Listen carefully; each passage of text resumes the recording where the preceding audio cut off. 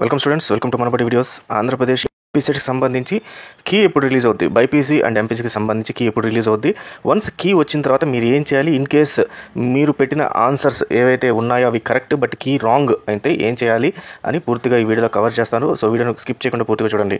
So ఇలాంటి latest updates, మీకు useful updates అన్నీ కూడా నా ఛానల్ ద్వారా వస్తూ ఉంటాయి. అండ్ ముఖ్యంగా ఎంసెట్ కౌన్సిలింగ్ ఏదైతే ఉంటుందో దానికి సంబంధించిన ఇంపార్టెంట్ వీడియోస్ అన్నీ కూడా నేను ఇవ్వడం జరుగుతుంది. దీనివల్ల మీకు ఉపయోగం ఏంటంటే టాప్ కాలేజెస్లో సీట్ తెచ్చుకోవచ్చు అనమాట. దీనికి చాలా సింపుల్ టిప్స్ అండ్ ట్రిక్స్ ఉంటాయి దీంట్లో.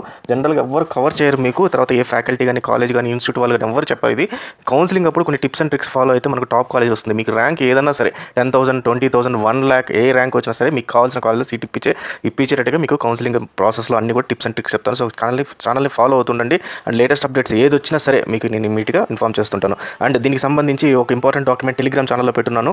డిస్క్రిప్షన్లో లింక్ ఉంది, ఒకసారి దాంట్లో జాయిన్ అయ్యి ఆ లింక్ డాక్యుమెంట్ని మీరు డౌన్లోడ్ చేసుకోండి. Fine students. సో మనకు ఇక్కడ ఎంసెట్ వెబ్సైట్లో ఇమీడియట్గా అప్డేట్ ఇవ్వడం జరిగింది. ఏమనంటే May 27th రోజు మనకు అగ్రికల్చర్ అండ్ ఫార్మసీకి సంబంధించిన కీ రిలీజ్ చేయడం జరుగుతుంది అని చెప్పేసి ఇవ్వడం జరిగింది. అలాగే మనకు ఇంజనీరింగ్కి సంబంధించి కూడా అదే టైంలో మనకు కీ అనేది రిలీజ్ చేయడం జరుగుతుంది. అంటే ఎప్పుడంటే 28/5/2025 రోజు మనకు కీ అనేది రిలీజ్ చేయడం జరుగుతుంది. అంటే 27వ తారీఖు వచ్చేసి మనకు agriculture and pharmacy and engineering సంబంధించి 28వ తారీఖు.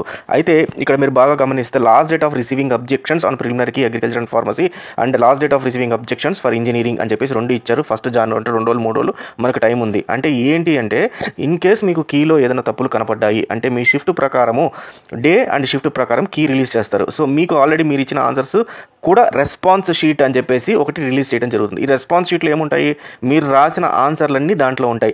ఆ రెస్పాన్స్లో మీరు రాసింది 1 అనుకోండి ఆన్సర్, అక్కడ యాక్చువల్ ఆన్సర్ 2 అనుకోండి, మీరు రాసింది రాంగ్ 2 కరెక్ట్ అని చెప్పి ఇస్తారనమాట.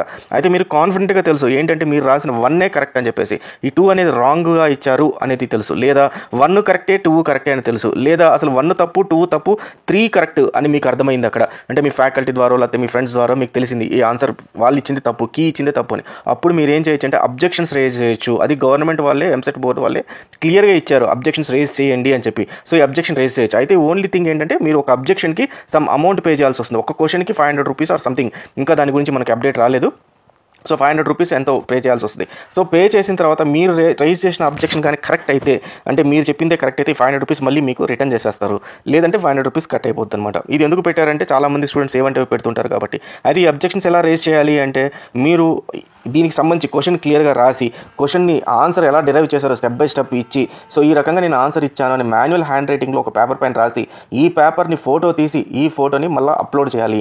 ఎక్కడ పోర్టల్లో అప్లోడ్ చేయాలి, ఆ లింక్ ఓపెన్ అయినప్పుడు నేను చెప్తాను ఎట్లా చేయాలి అనేది. సో అలా చేస్తే వాళ్ళు వెరిఫై చేస్తారు మాన్యువల్గా. అంతే తప్పితే ఈ క్వశ్చన్ మీరు ఇచ్చింది 1 ఇది రాంగ్, ఇది 2 ఇది రాంగ్ అట్లా చేస్తే వాళ్ళు కన్సిడర్ చేయరనమాట. సో దీనివల్ల ఉపయోగం ఏంటంటే ఒక్క క్వశ్చన్ కానీ మీరు కరెక్ట్గా అంటే మీరు అబ్జెక్షన్ రైజ్ చేసి మీరు చెప్పింది కరెక్ట్, మీరు ఏదైతే అబ్జెక్ట్ చేశారో అది కరెక్ట్, వాళ్ళు ఇచ్చిన తప్పు అయితే మీకు 1000 ర్యాంక్స్ పెరిగిపోద్ది. ఒక్క క్వశ్చన్కి 1000 ర్యాంక్ అనేది పెరుగుతుంది మీకు. అంటే మీకు ఫర్ ఎగ్జాంపుల్ 32,000 వచ్చింది అనుకోండి అబ్జెక్షన్ ముందర, తర్వాత 31,000 వస్తుంది ర్యాంక్. సో ఆ రకంగా ఒక్క మార్క్కి 1000 ర్యాంక్, ఇది గుర్తుపెట్టుకోండి. సో ఈ రకంగా పెరుగుతూ వస్తుంది. సో మీతో పాటు ఈవెన్ ఆ షిఫ్ట్లో ఉన్న ప్రతి ఒక్కరికి కూడా ఈ 1000 ర్యాంక్ అనేది పెరుగుతుంది. పర్టికులర్ ఆ షిఫ్ట్ వాళ్ళకి, అందరికీ కాదు, ఆ షిఫ్ట్ వాళ్ళకే. సో ఏ క్వశ్చన్ అయితే వచ్చిందో ఆ క్వశ్చన్కి అనమాట. సో ఈ రకంగా మీరు అబ్జెక్షన్స్ రేజ్ చేయాల్సి ఉంటుంది.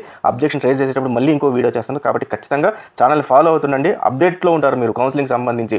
అన్ని కాలేజెస్ కొత్తగా మీకు ఎంసెట్ కౌన్సిలింగ్తో పాటు కాలేజెస్ కూడా నోటిఫికేషన్స్ రిలీజ్ చేస్తాయి. అంటే బి కేటగిరీ సీట్స్ గురించి, వాటి గురించి. ఆ టైంలో వాళ్ళు ఫీజులు తగ్గిస్తారు కొంతమంది, ఎందుకంటే కాలేజ్లో వాళ్ళకి ఇంకా జాయిన్ కాలేదని చెప్పి. మీకు కౌన్సిలింగ్ ఫీజుతోనే వాళ్ళు మిమ్మల్ని బి కేటగిరీలో జాయిన్ చేసుకుంటారు. సో అవి ఎప్పుడు వస్తాయి, ఏమొస్తాయి అన్నీ కూడా నేను మీకు అప్ టు డేట్ అందిస్తూ ఉంటాను. మన ఛానల్ ఫాలో అయితే చాలు. So all the best students, thank you very much.